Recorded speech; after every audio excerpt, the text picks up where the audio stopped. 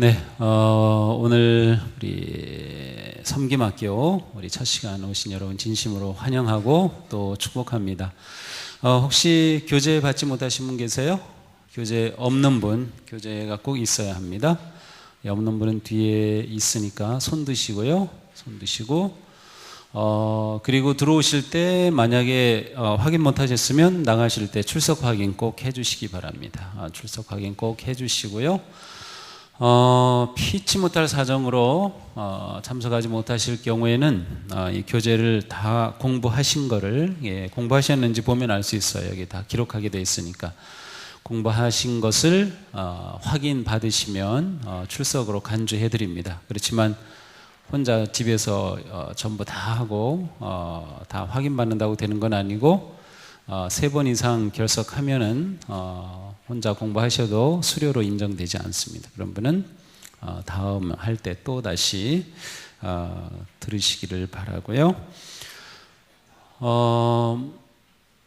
오늘 처음 시간인데 좀 몇 가지 좀 설명을 하고 시작하겠습니다. 이 섬김학교는 2009년도에 한번 한 적이 있습니다. 근데 그때 하셨던 분들은 소그룹으로 한번 했었는데요. 그 후에 계속 하지 못했습니다. 이번에 다시 하게 됐고요.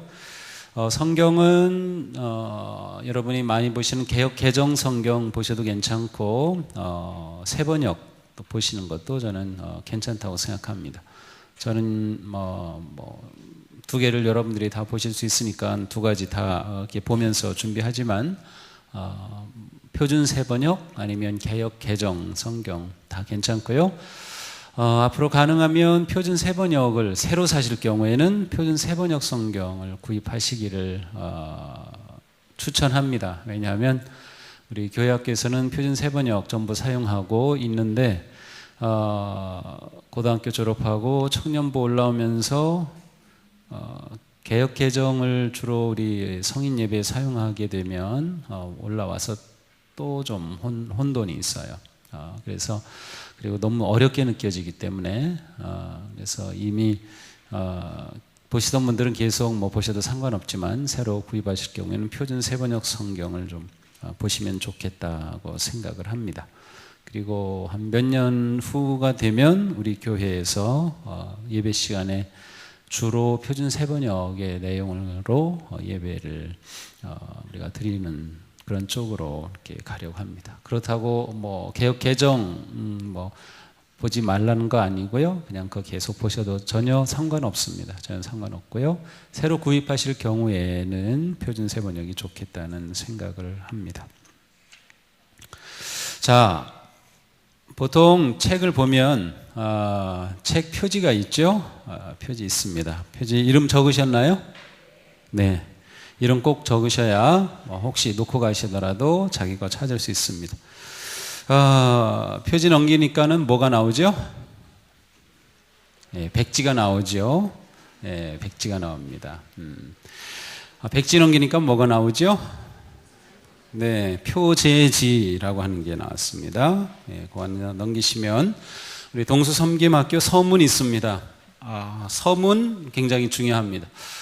여러분 책 사러 책방에 갔을 때 아니면 인터넷으로 주문하실 때도 그냥 무조건 유명하다고 사는 게 아니라 그 책에 대한 서문을 읽을 수 있으면 더 좋겠고 아니면 책에 추천하는 글이라든지 서평이라든지 하는 것을 읽으면 이게 무슨 책이고 어떤 내용이다라는 것을 짐작할 수 있듯이 서문은 이 동수섬김학교가 왜 필요한지 무엇을 공부할 것인지를 설명해 주는 내용입니다. 아주 중요하기 때문에 그것을 함께 보면서 시작하도록 하겠습니다. 섬김이 사라진 리더십은 한국교회가 직면하는 가장 큰 위기의 하나이다. 그러나 우리의 주님이신 예수 그리스도님의 성품 중심에는 섬김이 있다.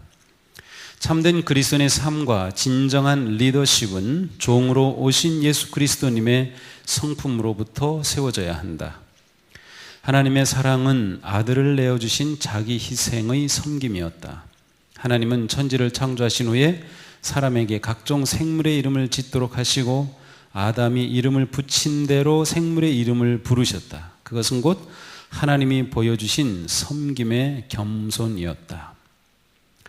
예수님은 이 세상에 오신 목적을 분명하게 말씀하셨다. 인자는 섬김을 받으러 온 것이 아니라 섬기러 왔으며 많은 사람을 구원하기 위하여 치를 몸값으로 자기 목숨을 내주러 왔다.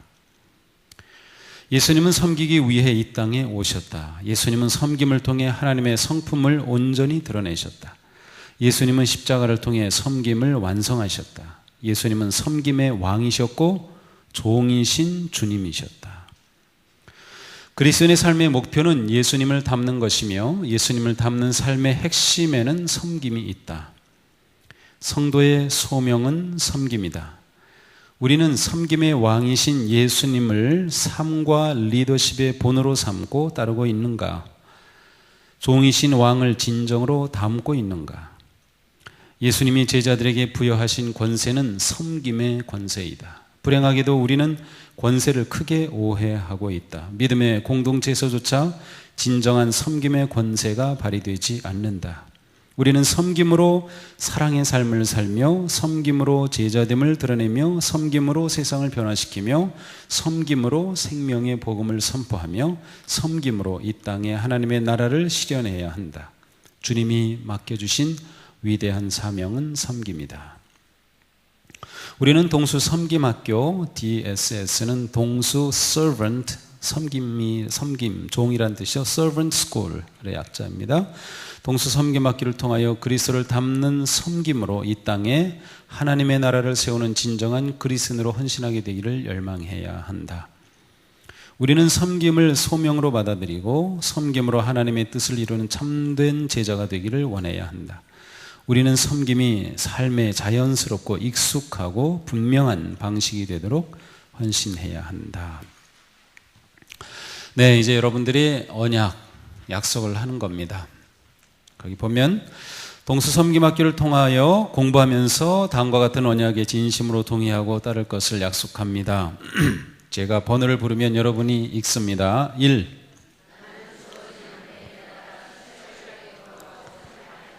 2.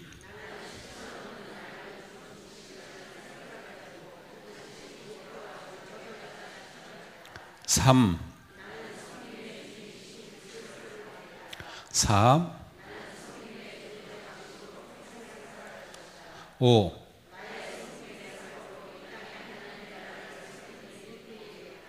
네. 2014년 9월 17일 이미 하신 분은 날짜 쓰고 여러분 이름 쓰고 서명도 한번 멋있게 해보세요.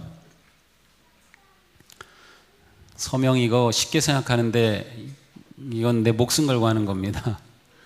서명하면 이게 자신 없으면 하지 마세요. 자신 없으면 하지 마시고 다 서명하고 열심히 약속하고 우리 이제 시작합니다. 자, 다 하셨나요? 네, 자 구성 동수섬김학교의 각 과는 다음과 같이 구성되어 있다. 1. 돌아보기. 지난과에서 배운 것을 돌아봄으로 공부할 내용과 연결점을 찾게 해준다. 그러니까 1과에는 돌아보기가 있을까요? 없을까요? 네, 그래서 없습니다. 2. 미리 보기. 배울 내용에 대한 간단한 요약 설명으로 무엇을 배울지 그려보게 해준다. 3. 목표 잡기. 행함이 없는 믿음은 죽은 믿음이듯이 구체적인 실천이 없는 알은 죽은 지식이다. 성경을 기초로 각과의 내용을 분명하게 알고 이해하여 행하도록 실천 목표를 세우게 해준다. 말씀을 아는 것과 실천하는 것은 모두 중요하며 하나로 연결되어야 한다. 하나님의 말씀을 알므로 지식과 이해가 생기며 지식과 이해에 따라 행할 때에 우리의 삶에는 헌신과 참여가 가능해진다. 실천 없는 알은 무의미한 말에 지나지 않으며 알미 없는 실천은 생명이 결여된 행동주의에 빠질 뿐이다. 4. 공부하기. 각과의 주제와 초점에 따라 말씀을 찾아보고 공부하는 부분으로 동수섬김학교 훈련의 중심 내용이다. 매과를 충분히 공부하려면 일주일에 3-4시간 헌신할 필요가 있다. 사람마다 조금씩 다르겠지만 더 될 수도 있고 더 짧을 수도 있겠죠. 이 부분은 실천을 위한 성경적인 지식을 제공하고 말씀에 따라 생각하고 반응하도록 되어 있다. 좀 지루할 수도 있어요. 그런데 여기에서 찾아보라고 하는 성경을 꼭 찾아서 읽어봐야 합니다. 그냥 그것 자체만으로도 훈련입니다. 그것 자체만으로도. 그래서 꼭 내용을 꼭 따라가시기 바랍니다. 5. 묵상하고 암송하기. 공부한 후에 20분 정도 공부한 내용과 관련된 핵심 성경 구절을 묵상하고 암송하는 부분이다. 매 과 끝에 한 절씩 암송 구절이 있습니다. 그 구절을 읽고 그 과 공부한 내용과 연결시켜서 쭉 생각해 보는 겁니다. 그리고 나서 그 말씀을 한 주 동안 계속해서 외우시게 됩니다. 그래서 꼭 외우면 좋겠어요. 6. 적용하기. 배운 것을 실제적인 삶의 자리에서 적용하여 영적으로 성숙하며 섬김의 삶의 스타일을 세워가도록 도와준다. 네, 그래서 각 과가 이와 같은 구조로 되어 있습니다. 자, 그 다음 넘기시면 차례가 있는데 전부 13과로 구성이 되어 있습니다. 그래서 오늘은 좀 전체 과 중에서 제일 짧은 과고요. 1과는 어떤 과는 좀 깁니다. 그래서 좀 긴 과는 만약 한 주에 다 못할 가능성도 좀 있는데 그러면 2주에 걸쳐서 할 수도 있으니까 그렇게 하시고, 그래도 최대한 일주일에 한 과를 이렇게 할 수 있도록 그렇게 하겠습니다. 혹시 여기 지금 오신 분들 가운데 집에 좀 늦게 가면 남편 눈치 보인다든지 좀 그러신 분 혹시 계셔요? 실제로 괜찮아요. 혹시 믿지 않는 남편 계신 분들은 평소보다 수요일에 좀 늦게 오면 또 이렇게 구박할 수도 있고 핀잔 줄 수도 있는데, 우리가 7시 반에 시작해서 보통 8시 한 40분 내외 정도, 1시간 조금 더 이렇게 걸릴 거를 예상을 합니다. 혹시 개인적으로 시간이 도저히 그렇게 이상 못하겠다 하시는 분은 하시다가 그 시간이 되면 그냥 조용히 나가셔도 괜찮아요. 출석으로 인정해 드릴게요. 그런 분들은 그냥 나가셔도 괜찮고, 어쨌든 최대한 그렇게 참여하도록 하겠습니다. 자, 1과 예습 해오셨나요? 별로 안 하신 것 같은데 대답이 0. 못했어요? 0 시간이? 제 아내도 보니까 저녁 먹으면서 뭐 열어보고 있더라고요. 참나. 그래가지고 이래가지고 이게 될까? 그러면서 이거 뭐 어려운데요? 그래. 아니 그럼 뭐 당연히 찾아보고 공부해야지. 거저 먹으려고 했는데 그렇게는 안 돼요. 거저 먹을 수 없어요. 하여튼 성경 찾아봐야 됩니다. 찾아보지 않으면 전혀라는 표현은 그렇지만 찾아보지 않으면 많은 것들을 놓치게 됩니다. 자, 1과 미리 보기입니다.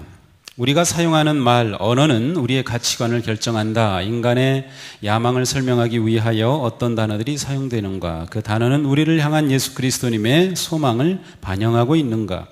우리의 삶과 문화 속에서 야망과 관련된 단어를 살펴보고 성도들을 향한 주님의 열망을 알아본다. 1과가 이렇게 이제 된다는 거죠.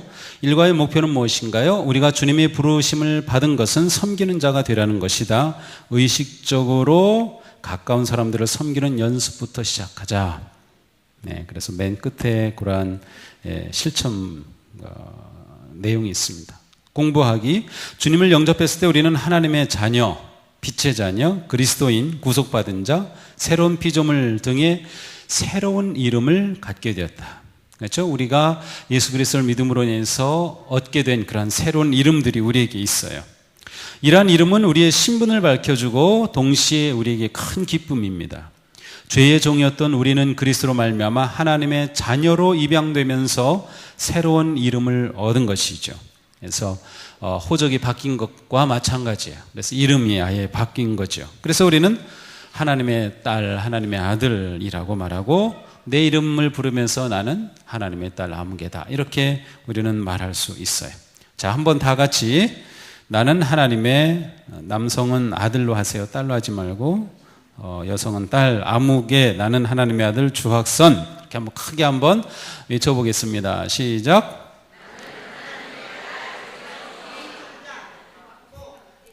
뭐 여태까지 하세요. 네, 나는 하나님의 아들 아무개. 네, 그렇습니다. 그게 우리의 이름이에요. 우리 하나님이 아빠가 되신 거예요. 새로운 아빠가 되신 거예요. 죄의 종이었던 우리가 하나님의 자녀가 된 거죠. 자, 이러한 것들은 굉장히 우리에게 기쁨을 줍니다. 우리는 하나님의 아들이야, 하나님의 딸이다. 나는 빛의 자녀가 되고 생명의 자녀가 되었어. 나는 그리스도이냐. 뭐 이러한 것 아주 좋은 이름입니다. 반면에 어떤 이름은 우리에게 즐겁게 들리지 않습니다. 에베소 4장 1절이나 디모데후서 1장 8절에 있는 것과 같은 갇힌 몸, 이게 갇힌 몸 이렇게 좀 풀어서 표현했지만 사실은 죄수라는 그런 뜻이죠. 죄수, 영어로는 prisoner라고 되어 있어요. 종, servant, 일꾼, workman, 노예, slave, 뭐 이러한 이름들이 있어요. 자, 우리가 예수 그리스도를 믿어서 받은 좋은 이름들, 부르기도 좋고 생각해도 좋은 이름이 있는데 반면에 이와 같은 이름도 있어요. 사도 바울은 예수 그리스도를 믿었기 때문에 나는 갇힌 몸이 되었다라고 말하고, 나는 그리스도의 종이다라고 표현하고, 그리스도의 일꾼이다, 노예다, 뭐 이와 같은 이름들이 있습니다. 그러나 예수 그리스도 안에서 갇힌 자는 세상에서 자유한 자보다 더 위대하다. 예수 그리스도의 종이 되면 실제로 수백만 명을 거느린 어떠한 그 우두머리보다 더 큰 특권을 누린다. 우리의 삶을 향한 하나님의 뜻은 일반적인 뜻과 특별한 뜻이라는 두 가지 관점에서 생각할 수 있다. 자, 일반적인 뜻은 하나님께서 우리 모두에게 주시는 큰 뜻이에요. 예를 들면 우리가 지금 매주일 듣고 있는 서로 사랑하라. 이것은 일반적인 겁니다. 서로 사랑하라. 하나님께서 우리 모두에게 주신 일반적인 뜻이에요. 그런데 특별한 뜻이 있습니다. 그것은 우리 각자 개인에 따라서 내가 어떤 직업을 가져야 할지, 또 우리 젊은 사람들에게는 이 사람이 정말 내가 결혼할 대상자인지, 내가 어느 학과에 지원해야 할지, 이런 것들은 아주 구체적이며 특별한 뜻입니다. 자, 그런데 이러한 특별한 뜻은 일반적인 뜻을 추구할 때 나오는 거예요. 일반적인 뜻을 추구할 때, 그러니까 하나님께서 우리에게 주신 일반적인 뜻을 추구할 때, 마태복음 6장 33절에 나온 말씀, 너희는 먼저 하나님의 나라와 하나님의 의를 구하여라. 그리하면 이 모든 것을 너희에게 더하여 주실 것이다 라고 하셨어요. 하나님의 의, 이것은 일반적인 뜻입니다. 이것을 구하면 이 모든 것, 여러 가지 특별한 뜻을 더하여 주신다라고 하는 말씀이죠. 그러므로 우리는 이 모든 것보다 먼저 하나님의 뜻을 구해야 됩니다. 그런데 우리는 하나님의 큰 뜻보다 작은 뜻을 먼저 구하여서 큰 뜻을 놓치는 경우가 종종 있어요. 과연 우리에게 있어서 내 소망은 무엇인가? 나는 어떻게 살아야 할까를 물을 때 하나님은 우리에게 너의 소명은 섬기는 자가 되는 것이다 라고 말씀하십니다. 과연 우리는 무엇을 해야 하나요? 섬겨야 합니다. 그렇다면 섬기고자 하는 것이 과연 우리에게 있는 자연스러운 열망일까? 그게 저절로 되는 것일까? 그게 그렇게 쉬운 게 아닌 것 같아요. 자, 언어, 말의 중요성 1번입니다. 우리가 사는 사회에서 사용되는 언어는 그 사회를 구성하는 사람들이 어떤 분야에 관심이 있는가를 나타내 준다. 제가 종종 언급하는 C.S. 루이스라고 하는 사람이 침묵의 행성을 벗어나라고 하는 이 책에서 영웅 랜섬이라고 하는 영웅이 나오는데, 이 사람이 어떤 그 행성에 갔는데 거기에는 전쟁, 미움이라고 하는 단어 자체가 존재하지 않아요. 그것은 무엇을 말해요? 그 행성에는 전쟁, 미움이 있어요, 없어요? 없어요. 그러니까 전쟁이 뭔지를 몰라요. 미움이 뭔지는 몰라요. 그것이 존재하지 않으니까 그러한 언어가 없는 거지요. 그러니까 우리 사회의 언어는 우리 사회가 어떤 사회인가를 그대로 드러내요. 우리가 사용하는 언어는 또한 우리가 어떤 사람인가, 우리의 가치관, 이런 모든 것을 다 그대로 드러내요. 예를 들면 아기가 딱 생겼을 때 이것을 아기라고 부르느냐 아니면 수정체라고 부르느냐, 그거에 따라서 어떻게 할지 달라질 것입니다. 그러니까 어떠한 언어를 사용하느냐 굉장히 중요하죠. 또한 그 언어 자체가 이와 같은 중요한 가치를 가지고 있고 또 표현하는 것이기도 합니다. 우리가 사용한 언어는 우리가 생명의 신성함에 관해 말해야 할 것인가 아니면 삶의 질에 관해 말해야 할 것인가를 반영한다. 자, 근데 우리 문화에서는 뭐 순결이라든지 진리, 정의, 죄의식, 회개 이러한 단어들은 점점 감소하고 있어요. 그것은 그만큼 우리 사회가 이러한 것에 무감각해지고 있다라는 것을 드러내는 것이죠. 이 세 개의 가치관이 우리 그리스도인이 가져야 될 가치관과 많이 다릅니다. 그런데 점점 바른 가치관의 단어들이 점점 사라지고 있다는 것이죠. 섬김을 공부하기 위해 우리는 우리의 사회와 문화 속에서 사용하고 있는 단어를 한번 이렇게 그냥 훑어보는 게 도움이 됩니다. 자, 1번 문제는 거기 여러 가지 많은 단어들을 쭉 적어놨어요. 한번 이 단어들을 쭉 보면서 여러분은 이거는 내 마음에 들어, 나는 이렇게 살고 싶어, 아니면 이거는 내가 또 하고 싶은 거야, 그런 단어들이 어떤 게 있나 이렇게 좀 동그라미를 좀 표시해 보셨어요? 해보셨어요? 네. 자, 그것만 한번 보세요. 여러분들이 동그라미 표시한 거, 그것은 바로 여러분의 우리의 야망이 무엇인가를 말해줍니다.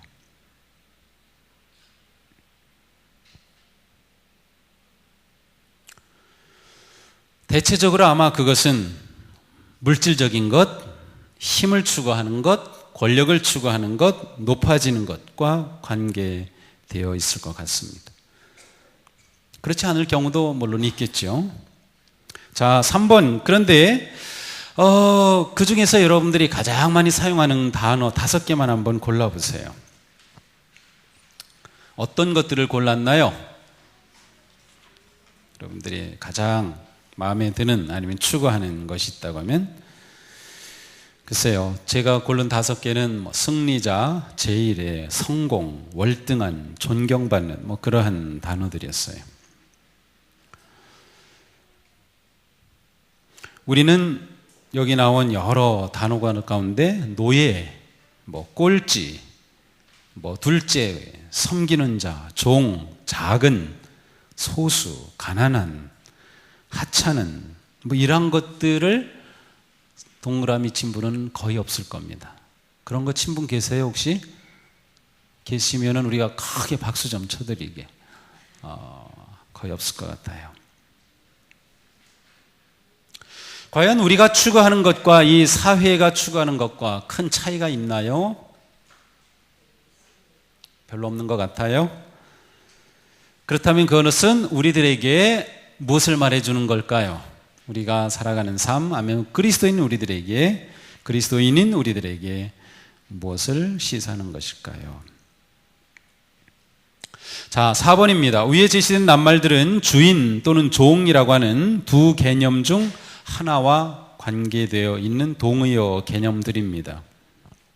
사전에서 주인과 종을 찾아 뜻을 정의해보자 그랬는데, 자, 주인 뭐라고 되어 있나요? 사전에? 소유자. 예, 또 다른 분? 크게. 가장. 예, 그런 의미도 있고, 또? 부리는 사람. 그래요. 네. 저도 찾아보니까 어떤 대상이나 물건을 소유한 사람, 집안이나 단체 따위를 책임감을 가지고 이끌어가는 사람, 남편을 간접적으로 이루는 말, 이러한 여러 의미들이 있어요. 종은 어떤 뜻을 가지고 있나요? 천한 일을 하는 사람, 또?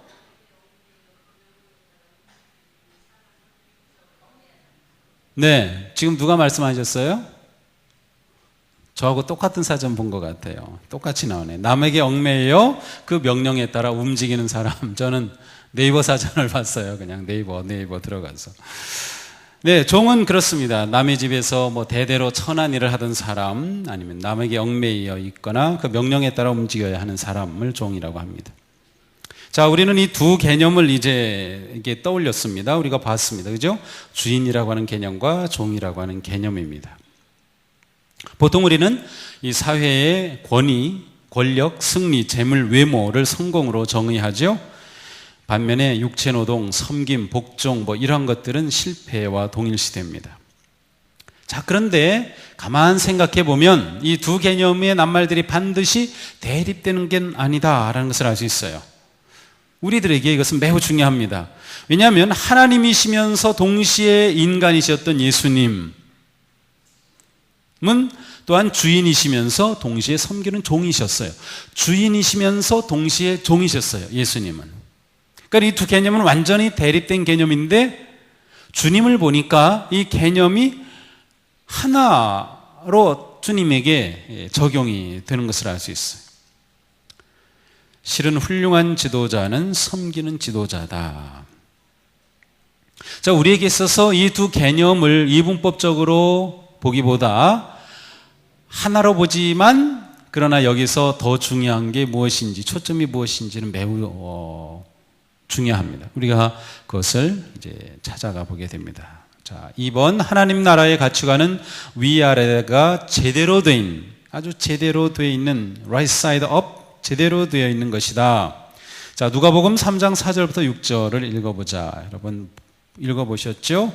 거기 세례 요한이 하나님의 나라가 가까이 올 것이라는 그 이사야의 말씀을 선포하고 있습니다. 자, 그거 읽어보셨으면 그 밑에 네 가지 영역이 있는데 이러한 것들에 대해서 하나님의 나라가 가까이 오면 어떤 일이 일어날 것이라고 선포했죠. 자, 골짜기는 메워집니다.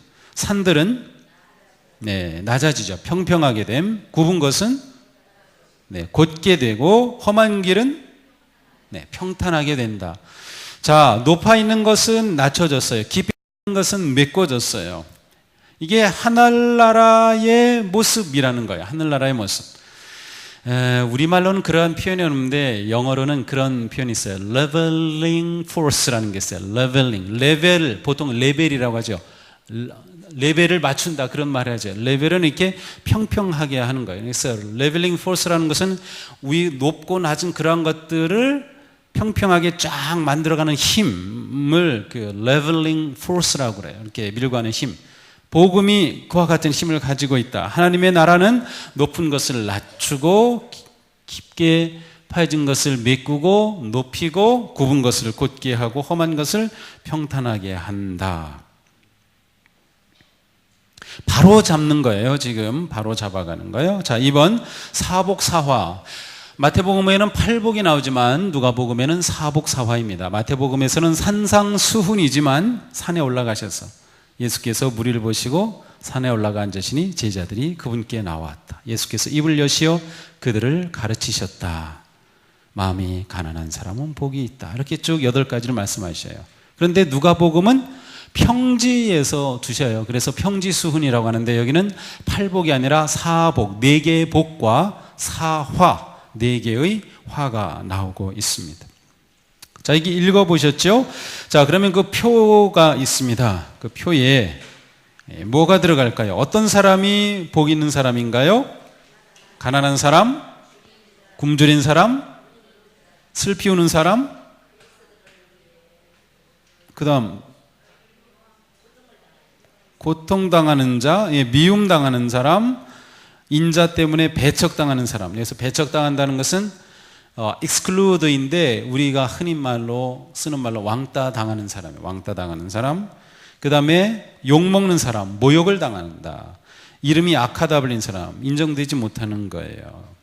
이런 사람이 복이 있다는 겁니다. 반면에 저주받을 사람은 어떤 사람들이에요?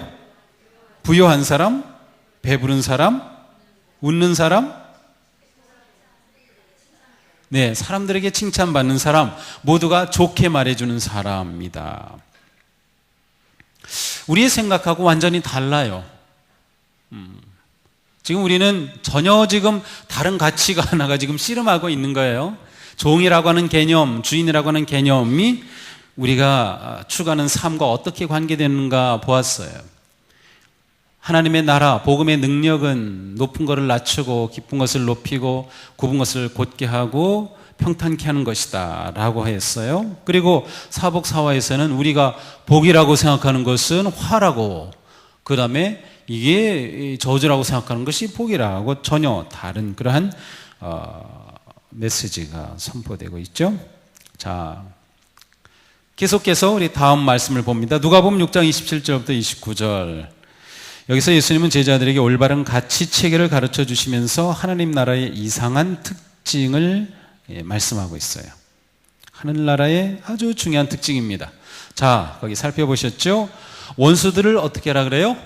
원수를 사랑하라. 미워하는 사람들은 잘해줘라. 선대하라. 저주하는 사람들은 축복하라. 모욕하는 사람들에게는 그들을 위해 기도해줘라. 한쪽 뺨을 치면 다른 뺨도 돌려대라. 이게 말이 안 돼요. 겉옷을 빼앗으면 속옷도 거절하지 말라. 도대체 이게 말이 되나요? 저도 누가 제 오른뺨 친다 가만두겠어요 제가? 그냥 달라붙어가지고 그냥 그 사람 양쪽 볼때기를 다 때려버릴 거예요. 그런데 한쪽 뺨 이게 이 오른쪽 뺨, 여기는 누가복음이라 그러는데 다른 복음서에서는 오른쪽 뺨을 치면 왼뺨도 돌려대라 그랬어요. 오른쪽 뺨. 자, 오른쪽 뺨을 맞으려면 어떻게 해야 될까요? 보통 오른손잡이입니다, 이스라엘 사람들도. 그런데 왼쪽 뺨, 상대방의 오른쪽 뺨을 치려면은 왼손으로 때리든지, 오른손으로 때리는데 오른손잡이니까 오른손으로 때립니다. 힘 있는 손으로. 그래서 오른손으로 상대방의 오른쪽 뺨을 치려면 어떻게 때려야 돼요?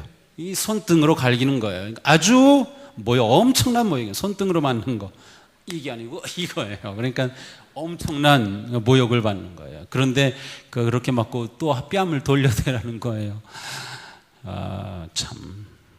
우리 보고 이렇게 하라는데, 여러분, 이렇게 살라고 하시는데 지금 그러겠다고 지금 교회 다니는 거예요?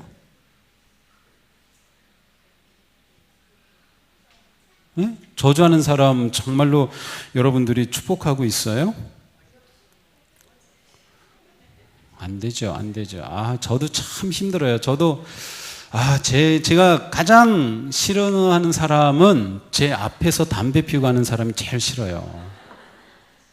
다른 데서 자기가 피는 건 상관없어요. 근데 제 앞에서 담배 피우고 가는 사람, 제가 기분 좋게 새벽에 찬송하면서 나오면 담배 냄새가 저 앞에서 거기서 담배 딱 피우고. 근데 요즘 젊은 애들이요, 젊은 애들이 담배 꼬나물고 너무 그런데 제가 가가지고 그 사람 축복해주고 하나님께서 그대에게 복 주시길 그렇게 안 돼요. 그냥 한 대 패주고 싶은 마음만 들어가지.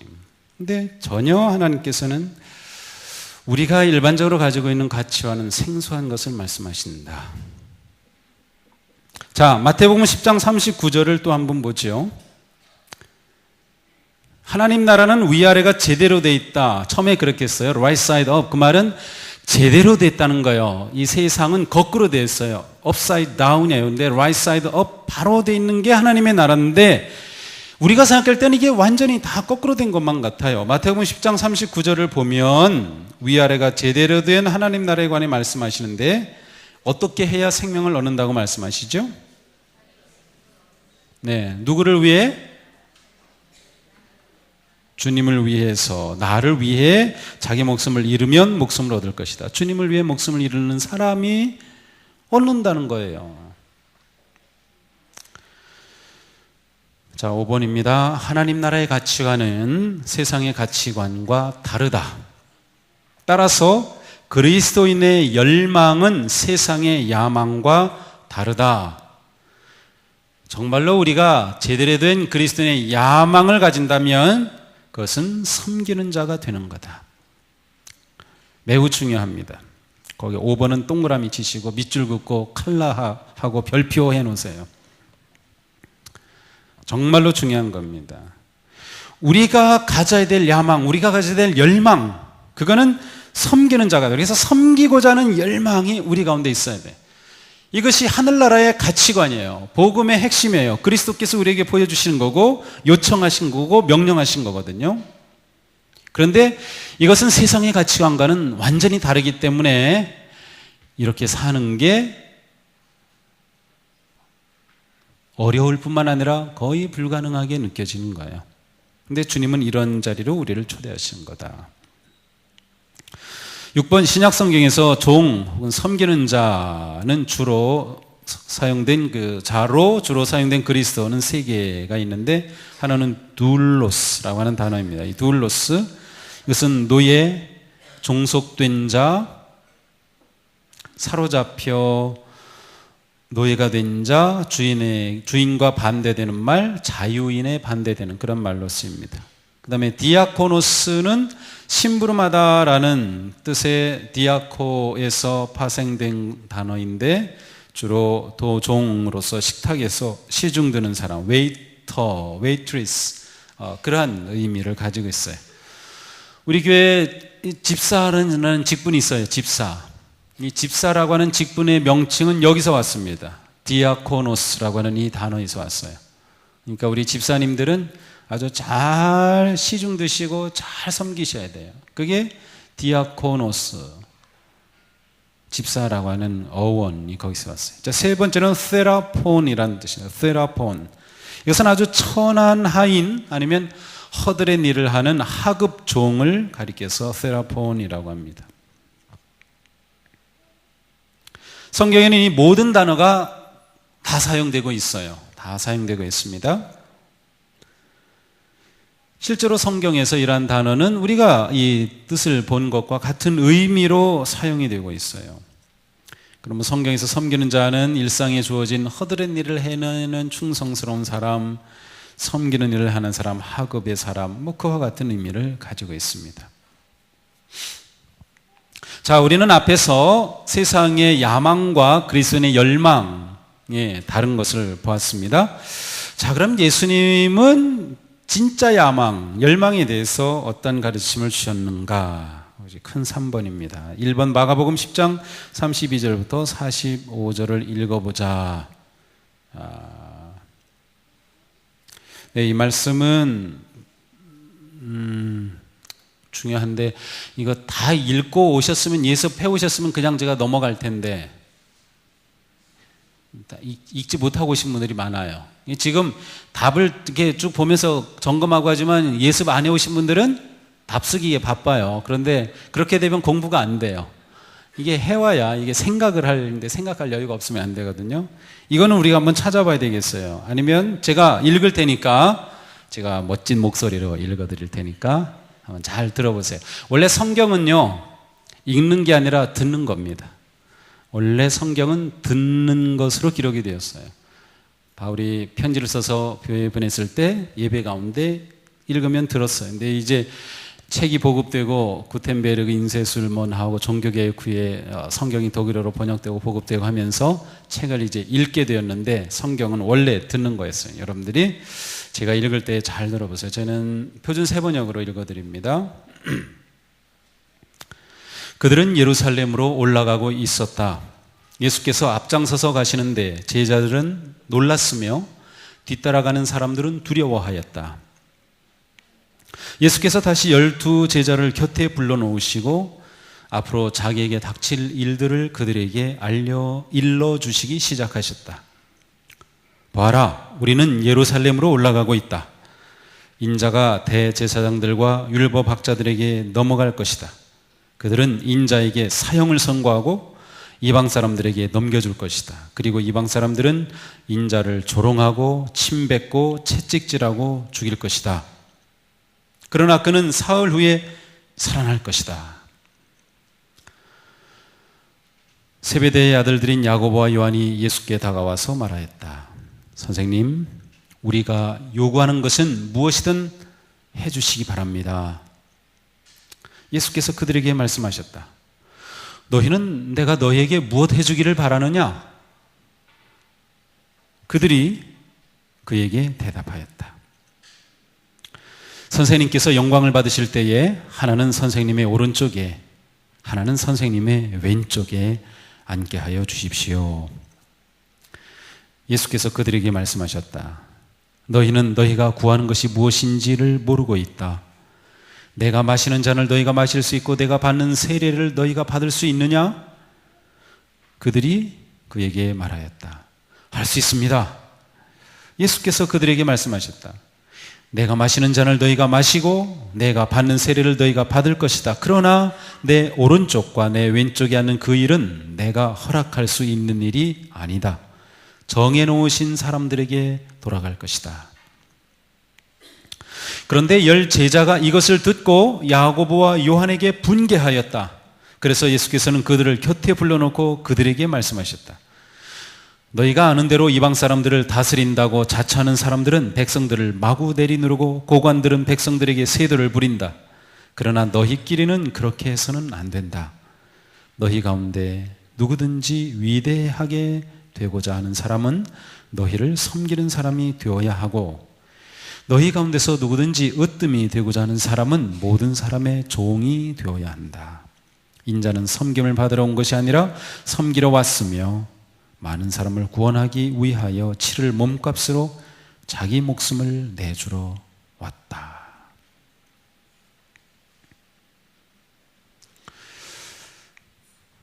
사실 굉장히 무거운 말씀입니다. 굉장히 무거운 말씀이에요. 우리 새벽에 이 말씀 보잖아요. 요즘 마가복음 10장 여기 본문인데, 자, 이 사건의 배경은 예수님이 이제 예루살렘으로 올라가시면서 예수님이 당하실 순환에 대해 예고를 하십니다. 그래서 이제 곧 예수님이 이제 6월절 만찬을 하시고 십자가 달려 돌아가실 거예요. 그런 상황이 있어요. 그 길을 지금 예수님은 가고 계신 거죠. 자, 그런데 이번 야고보와 요한은 예수님이 자신들을 위해 무엇 해주기를 바라는가? 뭐를 요청했어요? 네, 어디에 앉게 해달라고? 그렇죠. 잘 알듯이 조선시대 무슨 정? 좌의정, 영의정 자리 하나씩 딱 부탁하는 겁니다. 요즘하고 어쩜 이렇게 똑같아요, 그죠? 딱 한 자리씩 부탁하는 거죠. 그런데 예수님께서 들어주시지 못하겠다는 거예요. 38절부터 40절에 보니까 이건 내가 허락할 수 있는 일이 아니야 라고 대답하셔요. 예수님이 허락하실 수 있는 일이 아니다. 그래서 그들의 청을 들어주실 수 없다라고 말씀합니다. 예수님은 이것에 관심이 없는 거예요. 자, 이러한 예수님, 또 이러한 야고보와 요한을 보면서 4번, 다른 제자들이 어떻게 반응합니까? 막 화내고 분개를 했어요. 야, 저놈들 봐라. 자기들끼리 먼저 예수님에게 가가지고 한 자리 부탁하고 있구나. 야, 자기들도 다 그 자리가 탐났던 거죠. 이제 예수님이 올라가시면, 예수님은 계속해서 지금 순환을 예고를 하시는데도 못 알아들어요. 왜냐? 그들은 전혀 예수님이 순환 받으신다는 말씀에 귀를 담고 있지 않고 있어요. 그들은 자기들의 뜻, 자기들의 생각만 하고 있어요. 그것은 이제 예수님이 올라가셔서 이스라엘의 왕이 되시고 한 자리 하게 되면, 야, 우리는 그때 다 장관급은 다 하는 거다. 그러면서 누가 더 높은 자리일까? 다 그런 생각을 가지고 있는 차에 야고보와 요한이 불쑥 나서가지고 자기들한테 제일 높은 자리 달라니까는 다른 10제자들이 화가 나가지고 분개를 했습니다. 자, 그런데 예수님께서는 너희들이 이렇게 높은 자리를 생각하고 나한테 요청하고 또 자기들이 그것 때문에 막 분노하고 하는 것을 보시고 그들을 불러서 또 말씀해 주셔요. 그 말씀 가운데 세상에서 위대함의 기준은 무엇이죠? 세상에서 위대하다.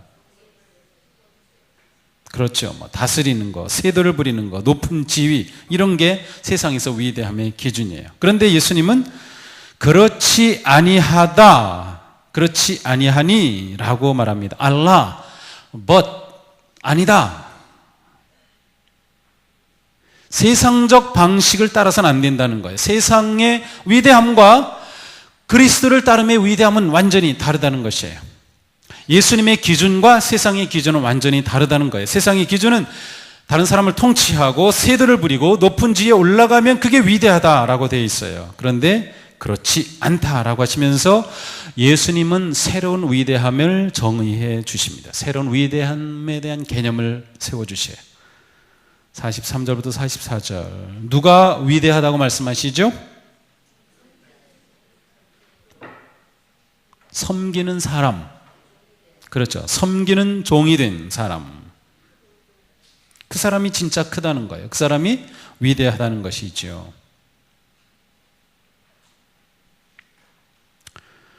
예수님이 이 땅에 오신 이유가 많이 있어요. 실제로 예수님이 사역을 통해서 고쳐주시기도 하고 구원하시고 복음을 선포하고 하늘나라의 그러한 비전을 보여주시며 많은 것들을 위해서 오셨어요. 그런데 예수님께서 이 땅에 오신 것 가운데 절대적으로 이것을 위해서 오시진 않았어요. 그 한 가지를 말한다면 것이 뭐예요? 네. 예수님은 이 땅에 섬김을 받으러 오시지 않았다. 이것 때문에 온 것은 아니다 라고 분명히 말씀하셔요. 예수님은 이 땅에 오신 이유가 아닌 것으로서 섬김을 받는 것을 말씀하고 있어요. 예수님은 섬김을 받으러 온 게 아니다. 그렇다면 이 세상에 오신 예수님께서는 무엇을 하셨죠? 이 세상에 오셔서 첫 번째로 섬기는 거죠. 두 번째로 구체적으로 그 섬김을 위해 많은 사람의 몸값으로 자기 목숨을 대속 제물로 내주기 위해 그 두 가지를 하시는 거예요. 섬김과 목숨까지 내어주심이죠. 세상은 위대한 사람을 설명할 때 하인을 많이 둔 사람으로 표현하지만 예수님은 사람을 많이 섬기는 사람을 위대한 사람으로 말씀하신다. 자, 이 개념 아주 중요합니다. 섬김이 중요하지만 정말 섬김으로 더 위대한다고 하는 것은 더 많은 사람을 섬길수록 위대한 거죠. 그 밑에 말씀 정말 중요합니다. 자, 하나님 나라에서 그 한 구절 같이 읽습니다. 시작. 하나님 나라에서 섬김은 위대한 자가 되려는 조건이 아니다. 섬김은 위대함의 기준일 뿐이다. 다만 하나님의 영광을 위하여 무릎을 꿇는 것이다. 예수님은 위대함의 참된 의미를 가르치셨다. 자, 우리가 빠지기 쉬운 함정은 그거예요. 우리가 섬기면 위대해진다. 그래서 위대함을 위해 섬김이 조건이라고 생각하기 쉬운데 그것은 굉장히 위험한, 그렇지만 빠지기 쉬운 함정입니다. 섬김은 위대함의 기준이지 위대해지려고 하는 조건이 아니에요. 아예 위대함에 대한 초점이 아니에요. 물론 예수님이 위대해지려고 하는 것 자체를 거부하시진 않았어요. 여기서 너희가 정말 위대해지려고 하면, 정말 크려고 하면 이라고 말씀하셨어요. 근데 우리가 이것을 자칫 잘못하면 함정에 빠질 우려가 있어요. 섬김은 위대함의 기준일 뿐이다. 섬김이 위대함의 기준이다. 그러니까 우리에게 있어서 정말 위대한 사람, 누가 위대하냐? 섬기는 자입니다. 자, 예를 들면 주일 3부 예배 끝나고 식당에 갔어요. 그 시간에 있어서 식탁에 앉아서 밥 먹는 사람이 위대해요? 주방에서 설거지하는 분이 위대해요? 정말로? 주방에서 설거지하는 분이 더 위대해요? 정말로요? 근데 왜 이렇게 설거지하는 분이 없어서 자꾸 설거지 해달라고 하죠? 그건 이상한데요? 되게 잘 알고 계시네. 전 전혀 모르는 줄 알았어요.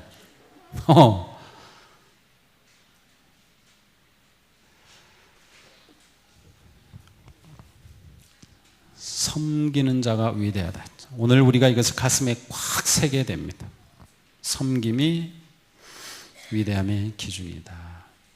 왜 어머니가 위대한가요? 어머니는 자식들을 위해 완전히 섬기잖아요. 다 희생하잖아요.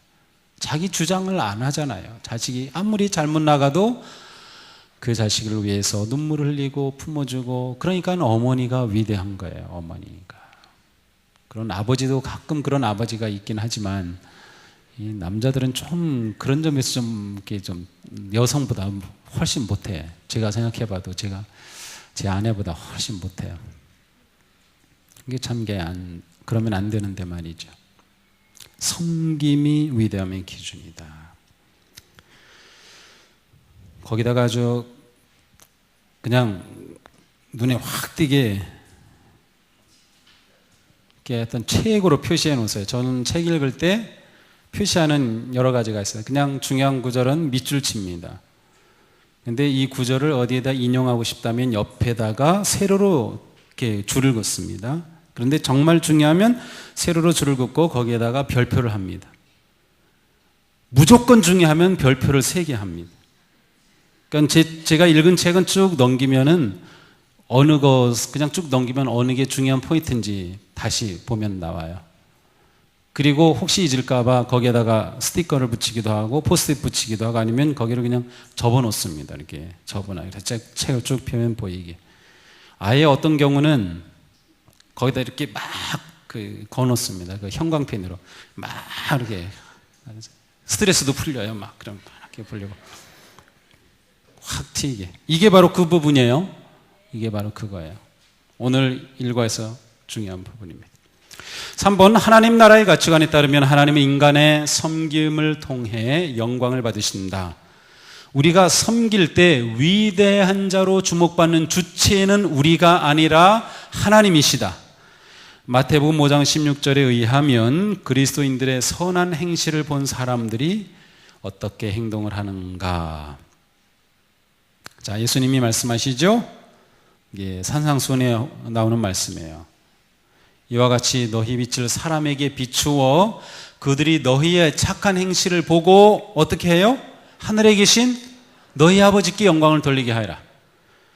너희 빛을 사람에게 비추어, 오늘 말씀과 연결시킨다면 너희의 섬김을 통해 그들이 너희의 섬김의 행실을 보고 하늘에 계신 아버지 하나님께 영광을 돌리게 하라.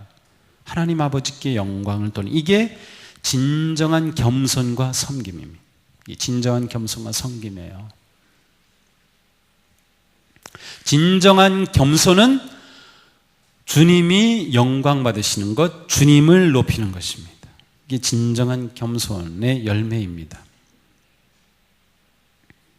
네, 그러한 점에서 최근에 우리나라에 오셨었던 아주 훌륭한 겸손하신 분, 아주 겸손하다고 하지만 그분이 그리스도를 드러냈는지는 저는 모르겠어요.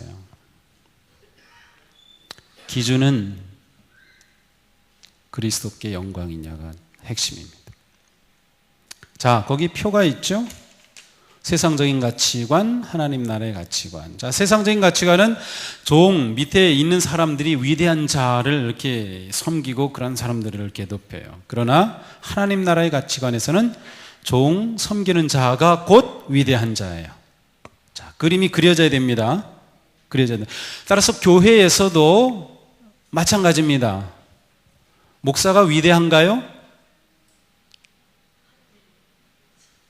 제가 물어보니까 답을 못하겠죠. 미안해가지고. 아니라고 대답을 하세요. 아니라고. 목사라고 하는 그 자체가 위대한 거 아니에요. 절대로. 장로님이라고 위대하신 거예요? 답을 좀 해봐요. 장로님들 교회 계시다고 겁나나요? 아니에요. 장로님이라고 한 그것 자체가 위대한 거 아니에요.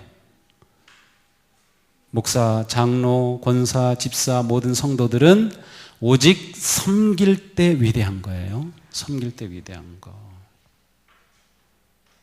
낮은 사람이 높은 사람을 섬긴다고 생각하는데 그 개념 자체가 잘못된 거예요. 섬기는 자가 곧 위대한 자예요. 이 세상적 가치를 교회 안에까지 가지고 와서 자꾸 적용하려고 하면 안 돼요. 그렇게 되면 목사도 타락하게 돼요. 자꾸 목사도 높여주는 거에 익숙해져 가지고 목이 자꾸 힘들어가고 어깨에 힘들어가고 괜찮은 줄로 착각하거든요. 그러면 안 돼요. 여러분들이 목사를 그렇게 만들어서도 안 돼요.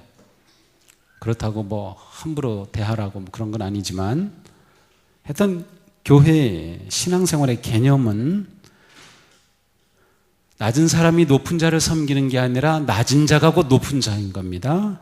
섬기는 자가 곧 위대한 자다. 하여튼 이것이 우리 가운데 딱 들어와야 돼요.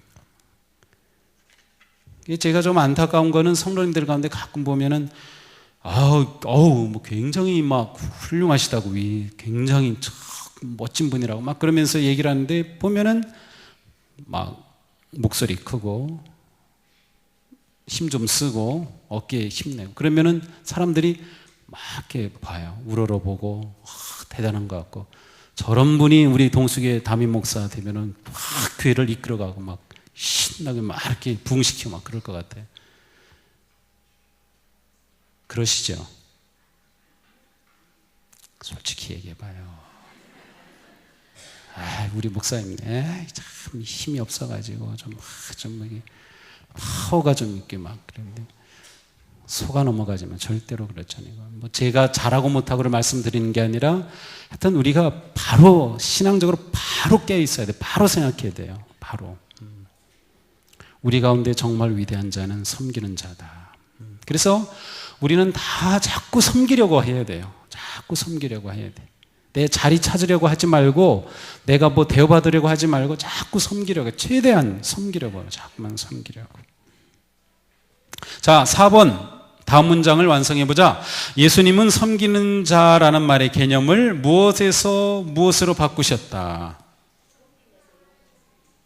예? 섬기는 자라고 하는 말의 개념을 뭐 여러 가지 답이 나올 수는 있을 것 같아요. 무엇에서 무엇으로 바꿨다? 섬기는 자.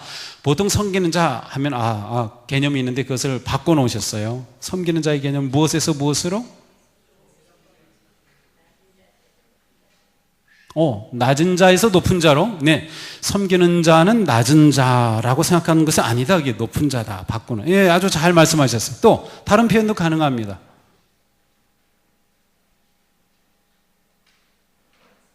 네? 좀 이렇게 멋있는 표현 좀 만들어봐요. 그래, 굉장히 멋진 표현이 있으면 제가 다음번 할 때 여기다가 딱 이렇게 예로 써 놓을게요. 이런 표현 참 멋있다. 예, 큰 소리로. 섬기는 자는 종이다라고 하는 개념에서 주인이다. 섬기는 자가 진짜 주인이다. 예, 그렇게 바꾸셨다. 네, 좋습니다. 또 종에서 위대한 자로 바꾸셨다. 어쨌든 여러분 개념이 잡히죠? 여러분이 이해를 하셔야 돼요. 이게 뭐를 말하려는 건지 그것만 이해가 되시면 돼요. 네, 그것만 이해되시면 돼요. 그래요. 예수님은 섬기는 자라고 하는 개념을 완전히 거꾸로 뒤바꿔 놓으셨습니다.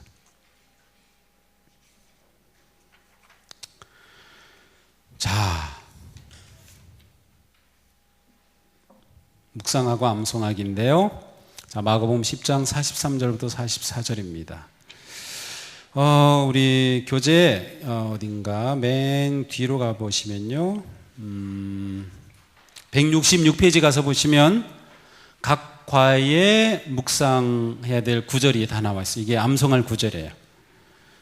여기 나온 것은 표준 세번역으로 제가 넣어놨습니다.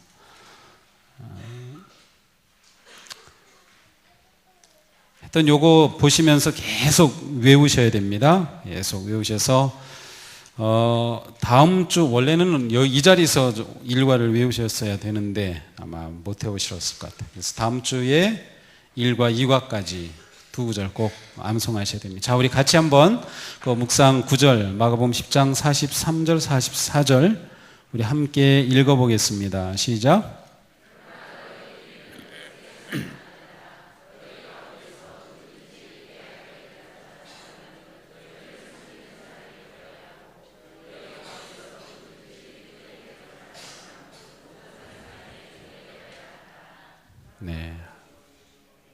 네.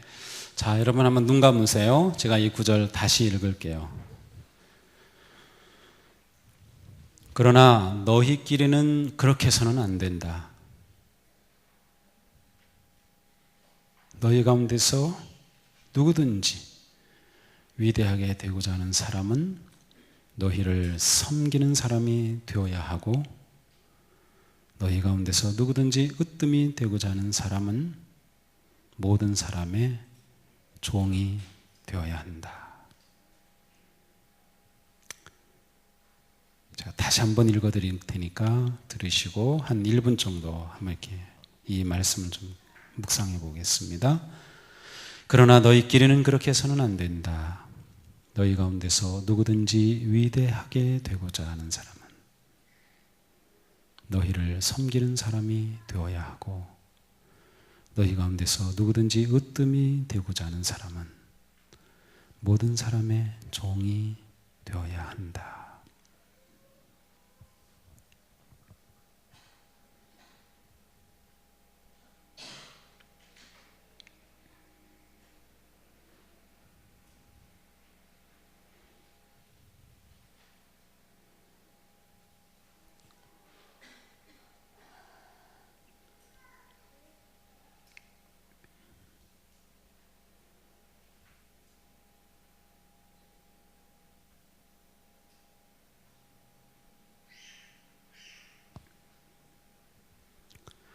그러나 너희 길은 그렇게 해서는 안 된다.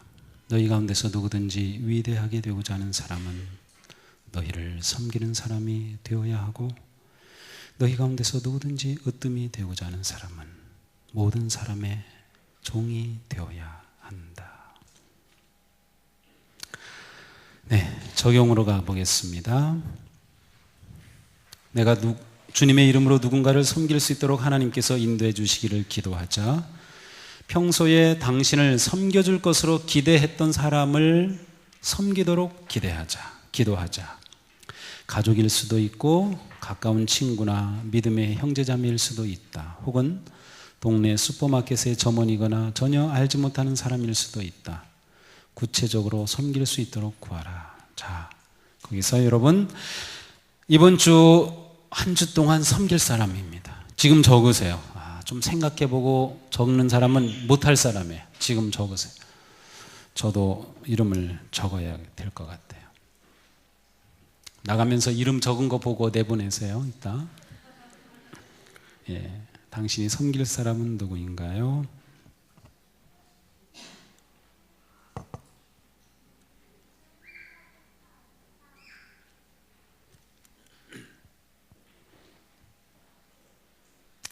네, 그 사람은 평소에 당신을 위해 무슨 일을 하나요?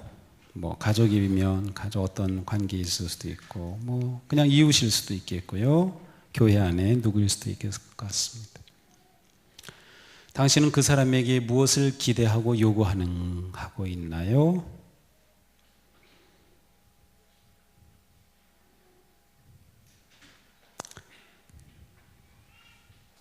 자, 4번. 당신은 그 사람을 어떻게 섬기겠습니까?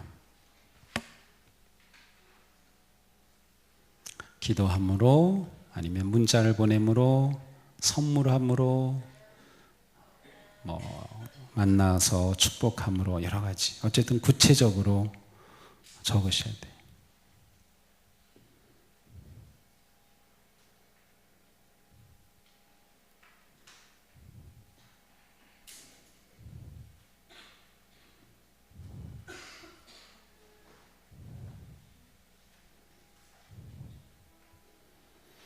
자, 5번. 언제 그 일을 하려고 하는가? 네, 가능하면 구체적으로 적으셔야 적용이 가능합니다.